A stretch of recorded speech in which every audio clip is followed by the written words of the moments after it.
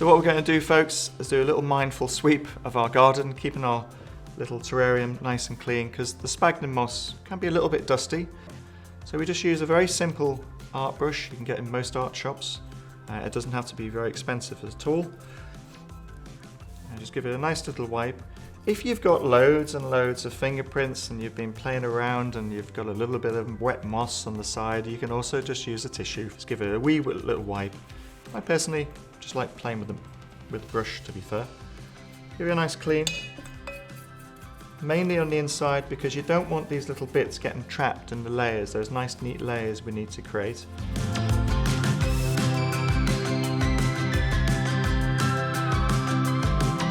So our next layer after that lovely sphagnum moss is going to be a decorative layer we like to do here at Botanical Boys, and this is quite fun. This is the first part of your creative side, showing a lovely natural gravel line around your garden.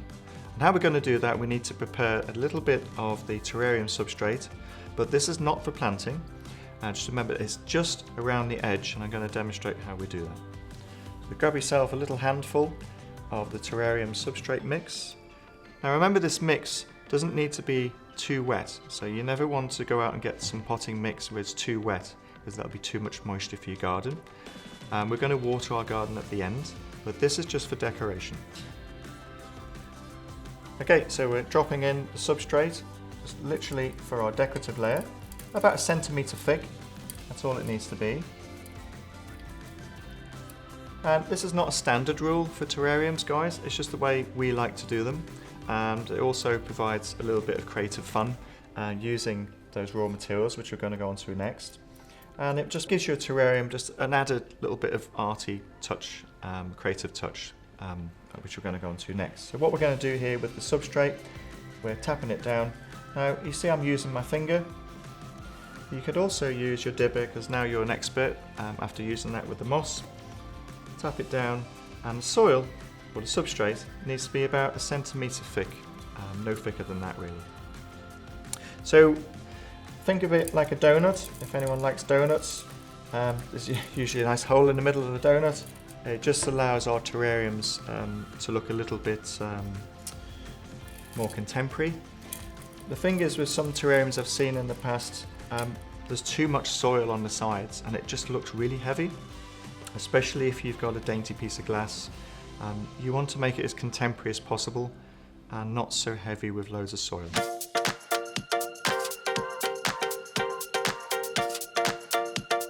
Tapping it down very gently, taking any big gaps, so any big pieces, and just move out the way essentially. That's what I mean by that. So you have a nice seal, just like we did with that sphagnum moss on layer number 2. Why are we doing this? I'm going to show you next.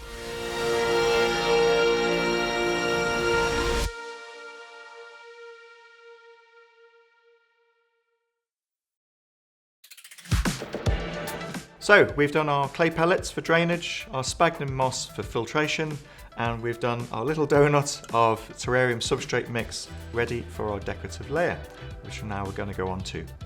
Now we use at Botanical Boys a lovely fine grade of aquatic stones. Now you don't have to go out and buy fine grade aquatic stones, they just look very, very pretty. You can buy small clay pellets or any type of decorative stones you have around the house. You can also use decorative aquatic sand as well, but if you are going to use sand for this next layer, just make sure you've definitely got no micro gaps around the edge of your donut layer, if you like, because the sand will seep to the bottom. Can you see the layers starting to form like a cake layer? Nice and neat. And that's exactly what we're going to do now with the aquatic stones. Okay, so I personally like this lovely beige, sandy looking colour. It always reminds me of going to the beach when I was a kid with my mum and dad. And it's a lovely, lovely natural colour as well. I try and stay away from bright colours like oranges and yellows and blues. It's playful, and you're very welcome to do that at home. Be as creative as you want to be. That's the whole fun about making terrariums at home. So what I'm going to do is, I've got this little scoop here. You can get these little scoops online from sweet shops. You don't have to use a scoop, you can also use a little wooden spoon. This important thing is, depending on how wide the entrance is to your jar, that you bring your scoop in to a back angle, like so the gravel doesn't fall off your scoop before you put it in place. So what we're going to do is place this gravel on top of our lovely prepared flattened terrarium substrate to start our lovely decorative layer. And again, as we're sprinkling, this might not be something brilliant to look at right now, but we're going to do that next. There's about 1/2 centimetre. Now I like to do one particular colour, but I'm going to jazz it up a little bit by adding another colour. I've got this lovely beachy white colour, and I'm going to mix it just for fun. Again, about 1/2 centimetre thick at most, and that will all become clear when we do the next step.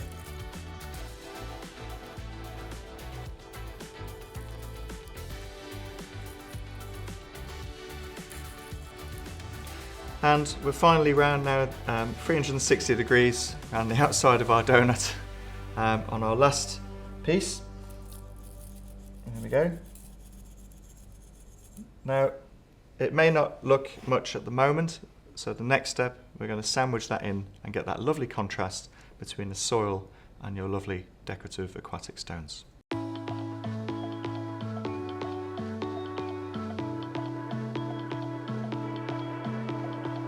We're now going to repeat step 4 essentially, but we're going to add the soil which provides the contrast. So I'm going to take a little scoop of soil, and the moment of truth and the magic, and here you have it, that lovely contrast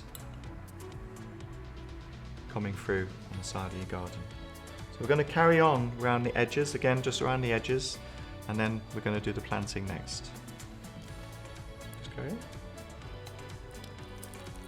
It needs to be about 1 centimetre thick, so it's very, very easy, guys. All these layers are about the same sort of thickness, as you can see.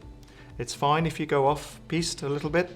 There's no particular strict rule. There has to be 1 centimetre or 2, but as I said at the beginning, it wants to be a little bit contemporary and not overly done on the side of your glass. It just looks too heavy.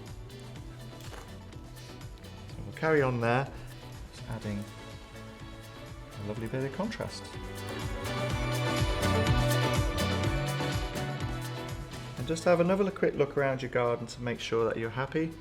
Now you've got at least about 1 centimetre worth of soil locking in that lovely aquatic gravel stone. So now we've done our lovely contrasting layer with our aquatic stones. Now, as you can see, I've done one line, that's just my favourite. You guys at home can do little curly lines, little wave patterns, spend your time doing that, it's actually quite fun. Why not jazz it up? But remember not to go too high above halfway your jar, because it just looks a bit too heavy from a styling point of view.